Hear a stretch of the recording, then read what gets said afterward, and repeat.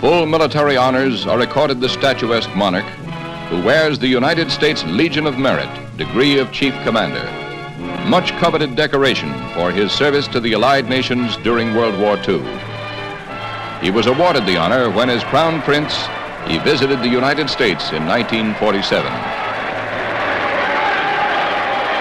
The impressive Capitol welcome continues as thousands of Washingtonians line the avenues.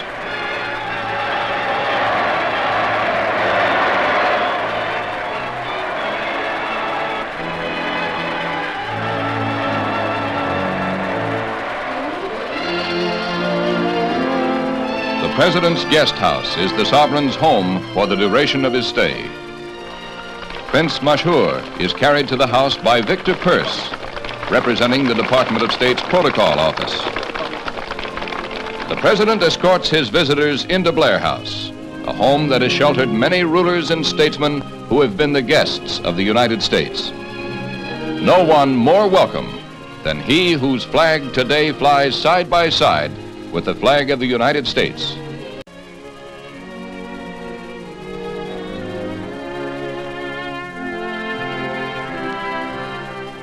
Herbert Hoover, Jr., Undersecretary of State, is in the receiving line.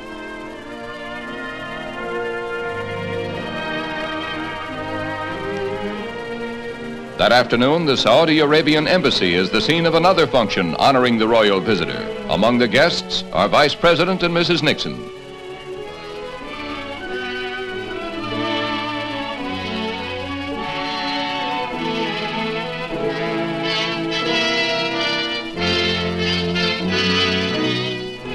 Diplomats of many nations are here.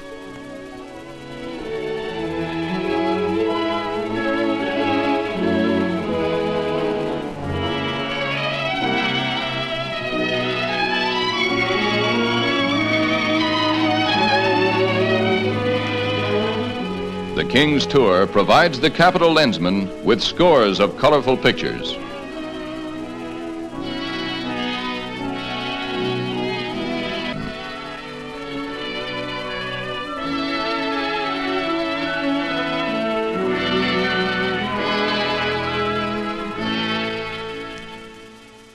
At Washington's world-renowned Islamic Center, His Majesty arrives for the Friday prayer.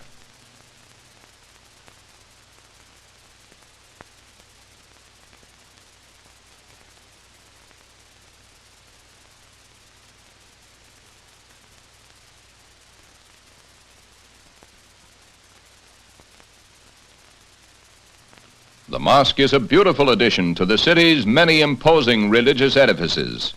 It was built by contributions from every Islamic land, funds supplemented by generous donations from Islam's many friends in the United States.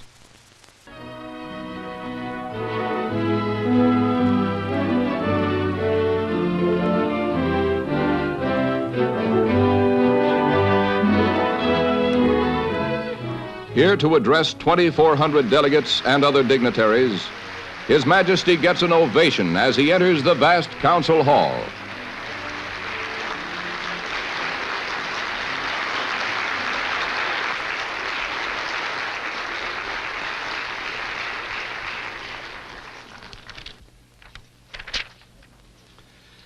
Bismillah ar-Rahman ar-Rahim.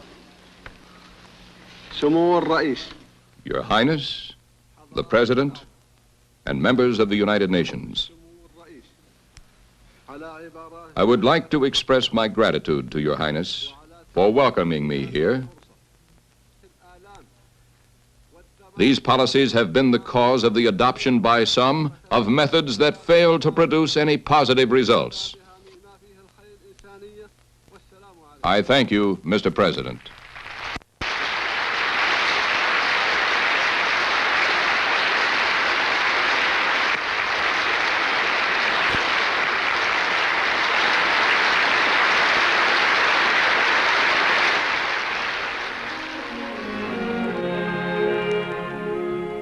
Later, at a reception given for him by Saudi Arabian Ambassador Sheikh Abdullah Al Khayal, many dignitaries and officials pay their respects. His Majesty greets Dr. Charles Malik, Lebanon's dynamic foreign minister, and these young envoys from the neighboring Arab country of Yemen. United States Ambassador Wadsworth, who journeyed here with the King. Secretary of State Dulles then salutes His Majesty, and the President speaks. يطيب لي أن أقدم إلى فخامتكم. I have the great pleasure to extend to Your Excellency and to the American people my deep gratitude and appreciation for such a warm welcome. التحية الحارة. إنني لسعيد. I am indeed happy to respond to Your Excellency's call to renew and consolidate the traditional friendship between our peoples on the foundation that was laid down by my late father. السلام على الجميع. Until His Majesty is heard to observe, rain and clouds are a good omen in my country.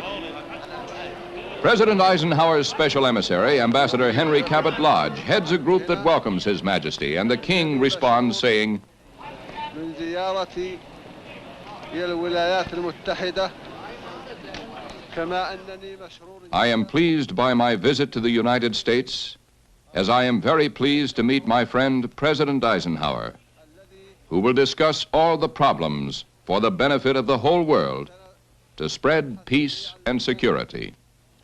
لخير العالم أجمع لنشر السلام والطمأنينة.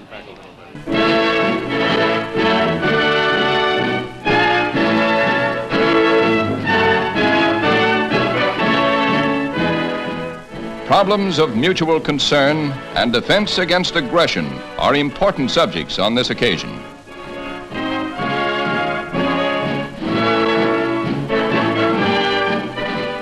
The royal visitor and the president consider many questions, after which the King, when asked to comment on the president's plan for the Middle East, says that it is a good one, which is worthy of consideration and appreciation.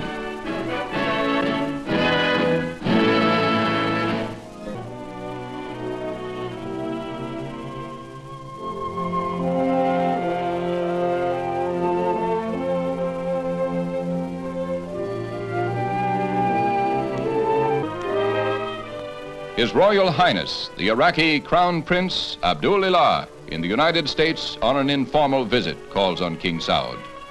It's the first meeting of these Arab leaders.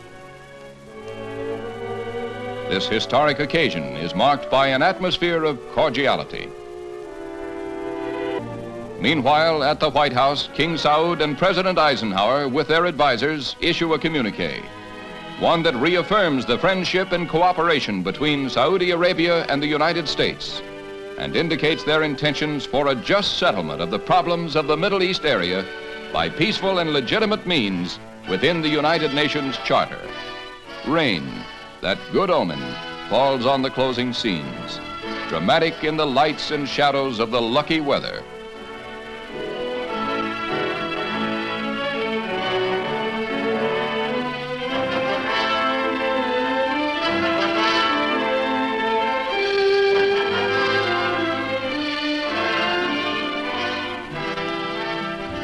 The Columbine II, which was sent back to Washington after carrying President Eisenhower on a short trip, serves as the royal transport.